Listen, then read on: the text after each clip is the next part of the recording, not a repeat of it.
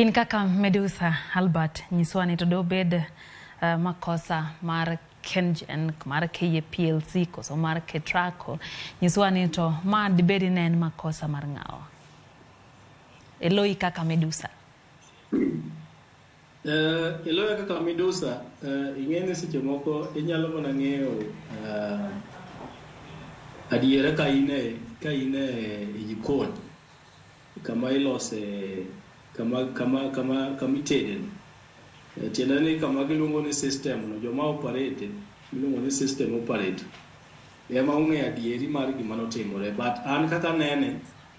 to inyalo paro ndalo moko chien kacha ne giwacho ni ong'er moro ni no ema nokelo chochni mar kelo lal stima e piny te kuro wang'e to no giwacho ng'er wang'e ne giwacho ni ne en mana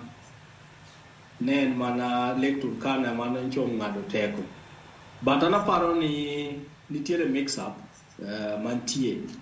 ni mar grade mantie ok bedo parite gi ng'ata achiel. Kenya Power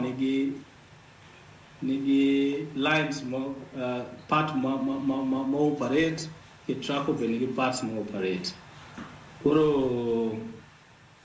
kamano poko bedo separated mo ang'eyo ni seche ma stima igolo seche obedo generated Kengen generate nitiere independent power producers be generate maggi kasto yudo ka koro obedo transmitted KETRACO donjo ka the transmission ka yudo ka Kenya Power be nitiere part ma pod transmit koro mix up mar roles tiende ni ng'ama timango to ng'ama timang Kenya Power role kiew mare gikanye KETRACO kiew mare gikanye mano pok obedo maler nitiere tije ma Kenya Power timo mo KETRACO monego bed ni timo koro yudo ka gima kama otimore to onge ng'ama dwa kawo responsibility koro an aparo ni both Kenya Power gi KETRACO onego kawo responsibility aparo na achiel kuomgi emokelo shida to nikech pod gi share responsibilities the transmission nitie lines ama grid part of the grid ma Kenya Power operate to nitie part of the grid ma KETRACO be operate miyo confusion obedo kasto koro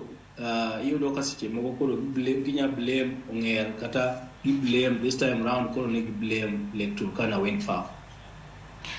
Albert higni buora nyaka ne piny Kenya bed piny mabende koro